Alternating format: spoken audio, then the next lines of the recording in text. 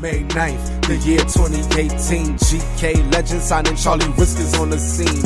Young days, mustache, black shades. The entire empire landscape changed within a day. You could blame Rick 1, Charlie's story just begun. In just 1 month, recognized as #1. Global champ, second one in history. Smoke your camp, hand them L's while I claim a victory. Yeah, see the alley cat with 9 lives. Gold certified, done held the title about 9 times. Veteran legend and a future Hall of Famer. The man on energy, now his zone is full of danger. Going strong 3 years like it ain't a thing. So you might be a pawn of that king of the ring. Checkmate, and Miss Selena be the queen. Plenty bread and butter, but right now we want the milk and cream. Ladies and gentlemen, live, direct, live and direct, straight out of Brazil. We are here. IWL, Clash of Shows. Your host, Charlie Whiskers. This is, of course, the Scratching Post. Now, as I sit here and I self-medicate, I have a prescription. There's a few things that I want to point out to all of you people at home, everyone here in this arena, all the superstars in the back, management, all that. Let me tell you all something right now.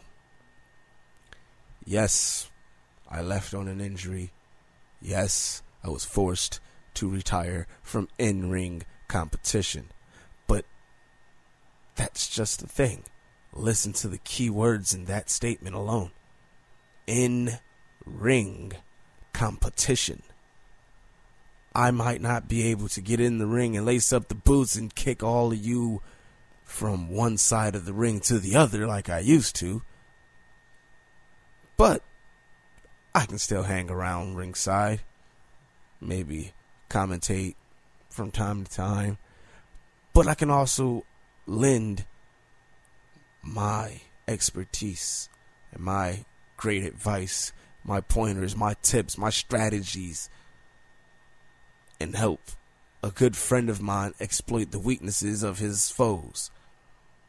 And that's what I decided to do when I aligned myself with my former brother in arms, Razor Blade Black, who happened to be the guest on the show last time we were here. Now, ladies and gentlemen,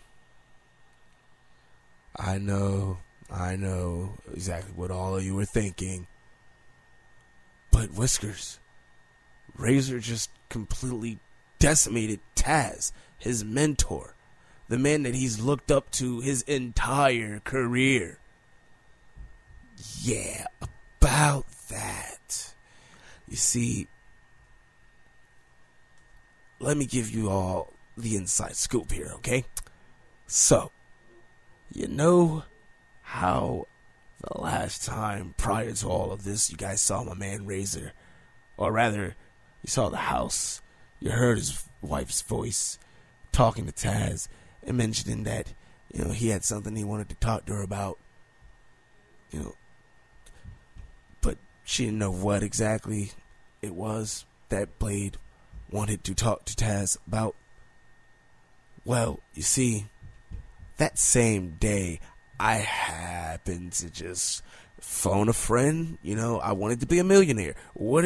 Sue me. I wanted to be a millionaire. I decided to phone a friend. Okay? It happens, okay? Jesus. So, anyway, I phoned the friend, right? And that friend, of course, obviously happens to be the one and only Razor Blade Black. Hey, Blade, what's up, bro? First of all, I want to thank you again for doing the podcast the other week. It was great having you on board, man. First guy to come in since, we rebooted everything here. I don't have dead weight. Tony Shade's not here anymore. And, so, thank you, bro. Oh, man, no problem. It's just, basic conversation. But you see, here's the thing. Here's where things, took a little bit of a turn. You see, my boy Blade, we had a little bit of a talk one-on-one, man to man, mano a mano. And, he told me, he says, Whiskers, I'm not gonna lie, man. I've been feeling a little down lately, man. I've been feeling not quite as sharp as I should be, you know what I'm saying? Like, I mean, I know back in the day, you cracked those jokes calling me a butter knife and all that. But, dude, man, I don't know. Right now, I don't feel as sharp as I should be. And I says to him, Razor, you're being absolutely fucking ridiculous right now. Have you forgotten that even on your dullest day, you are still sharper than every last one of these fake, phony guys that are in that locker room that couldn't even lace your boots if you were wearing Velcro? So I says to Blade, Blade, what you need is a change of mentality. What you need is a change of pace. You see, Blade, you've been going about things all wrong. You come in, you kick ass, take names, and you put on a good show for the fans. And that's great. That's admirable. That's amazing. I've been there. I've done that. But sometimes, Blade, there comes a point in your career where the fans just aren't helping you the way you feel like they should, where it seems like no matter how many obstacles you overcome, they just keep throwing them at you to knock you down intentionally. You have issues with management. I've been there. Your Raven Crow situation was once my Colt Cannon situation. I've been there. I know the deal that I know what you're going through. What you need, bro, is a change of pace. You need to say, to hell with all this, put it on a good show, and, this isn't Jim Crow days, bro. This is what we need to do here. You need to make a statement. I said, Blade, you need to make a statement. And what better way to make a statement than to take out someone that is nationally known, internationally known. I mean, just straight up saying he's known all across the world. Someone who, in their time in this ring, has never been afraid to take things to an extreme. I'm the one who planted the idea in his head to begin with, I guess you could say. But it was for all the right reasons. It was for a good cause. Razor Blade Black is absolutely one of the toughest sons of bitches to ever step in that ring, and don't you all forget that. He was once a member of the proud POH faction. He's a former heavyweight champion. He's held several titles. We won't even sit here and list those on the show right now. If you want to know more about Razor Blade, you either Google it, or you go and you look back at the last podcast that we did and you listen to the man speak on everything his damn self. Moving on, though. We're here. We're live. It's the Clash of Shows. There's a lot going on tonight. And I personally cannot wait. But before we get into all of the action, while, if you guys look back there, you'll see a few matches that are happening already as we speak. Actually, as a matter of fact, that's Colt Cannon in the ring right now, and it looks like him and Jamal Ortiz are going at it. Oh, man, this should be a barn burner here, huh? I didn't think we'd have this match already so fast. Well, anyway, ladies and gentlemen, I don't want to waste too much time.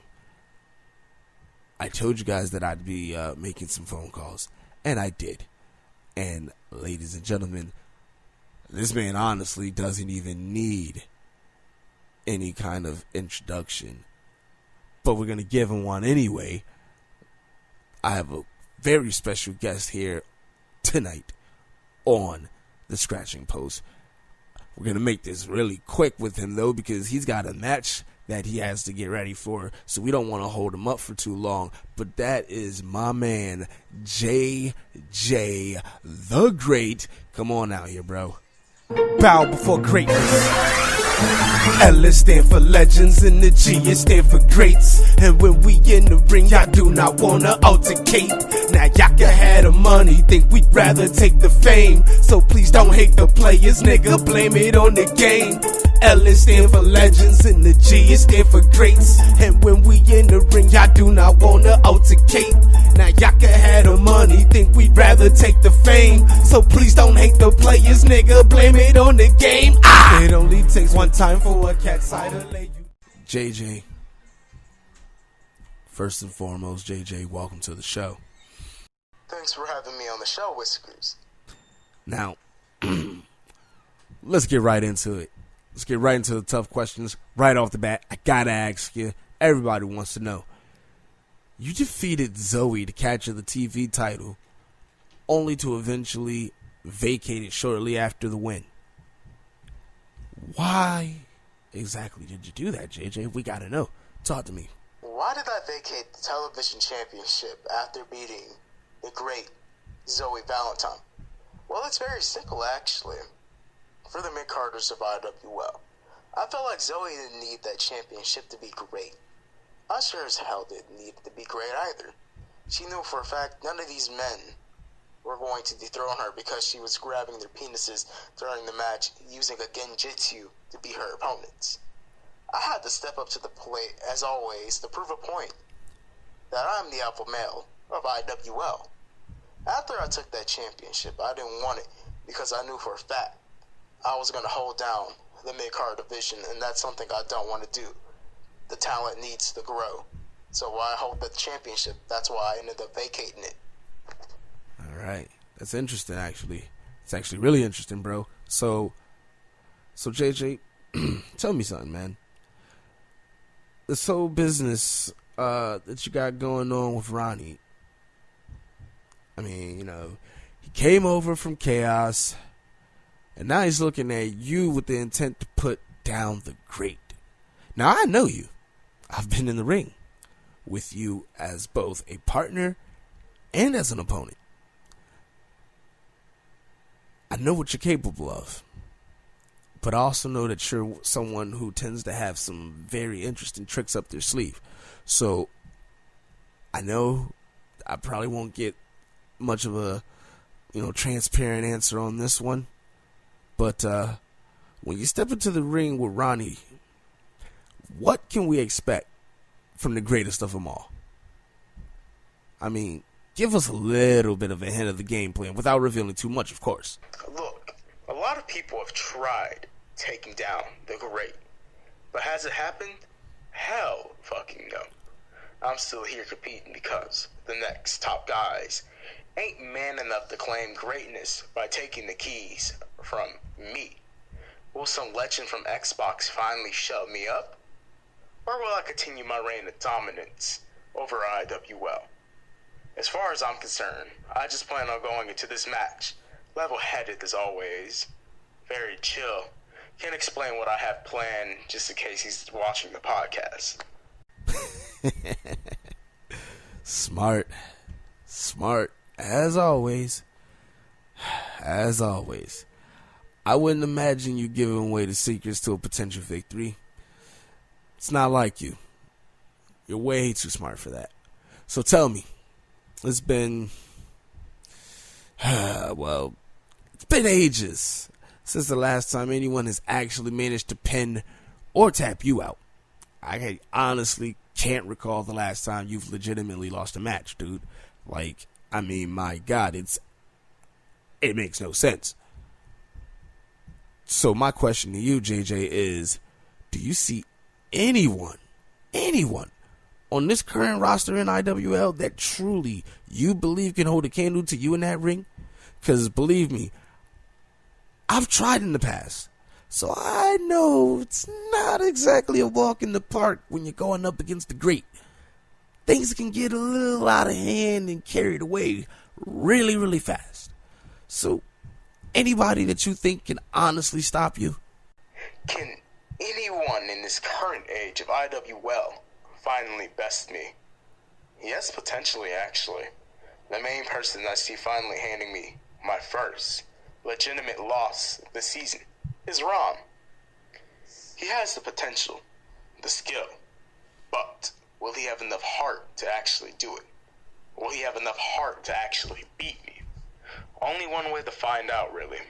You only live once. It isn't going to be a walk in the park for either one of us, but it will surely be a bout that would be talked about for many years to come. Just like our classic from Survival of the Fittest last year. You know something? I'm glad you said that. I'm glad you said that. Speaking of Survival of the Fittest, which was amazing. I had a hell of a time at that event. But speaking of that event, you know, Hall of Fame faction has its privileges, and POH is having yet another big event in a few months. Of course, I'm sure you already know all about that, and that's POH presenting Hell on Earth. So, my question to you is, how important is this event to you? And what can we expect from JJ the Great at POH's Hell on Earth? That event is like high voltage to me. I put my heart and soul into that. We put our hearts and soul into that shit. POH as a faction was and still is a brotherhood.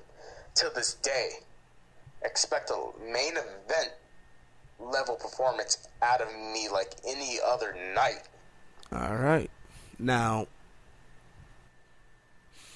I just got really one last question for you here, JJ. One last thing, and then, I'll let you be on your way. Now, for those who don't know the history, JJ, you were at one point trained by my big homie, Derek Wolf, a.k.a. the Scam Man of IWL. Eventually, we clicked, and I gave you some more pointers. And like a sponge, you soaked it all up, and you've adapted to every challenge that you have ever encountered here. Now, there's a lot of new guys coming in on the daily. JJ, you're no rookie nowadays, man. You've been around for a while. You've done pretty much everything there is to do around here.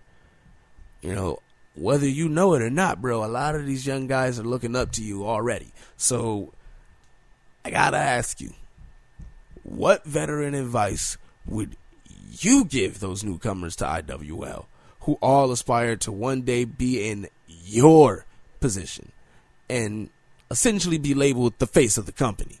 Because let's face it, you are the face of this company right now, JJ. You've been the face for quite some time now, and maybe Ronnie's the guy that can step up and become the new face. Maybe he's not. We'll find out. But, JJ, any advice that you got for these new guys? My advice for the newcomers of IWL: treat every loss like a lesson. Review that match and figure out where everything went wrong. Figure out areas you need to improve in, like offense or defense. Always give it your all in that ring. Treat every match like it's potentially your last. Good promos can get you anywhere. I don't give a fuck what anybody says. Promos can lead you in the right direction to greatness. All right. So, JJ, again, man, thanks for stopping by today. As always, it's a pleasure. I'm sure we'll be seeing you again soon enough. By all means, I'll let you do the honors and close this show off. Clash of Shows is underway already. If you weren't paying attention to these amazing matches that are going on behind me, I'm able to multitask. I can sit here and talk to JJ and still keep my eyes on the action. I got the monitors right here in front of me, so of course I can keep my eye on the action. But this has been great. The pay-per-view is off to a great start. I'm loving it. The action is amazing. That looks like is that my cousin? That is Money Ron on his way down to the ring.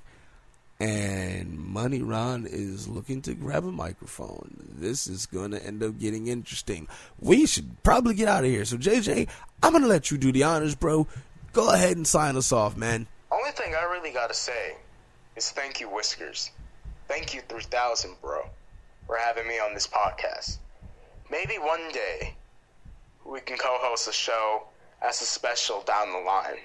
And remember, it only takes one. Cocannon, we coming for you.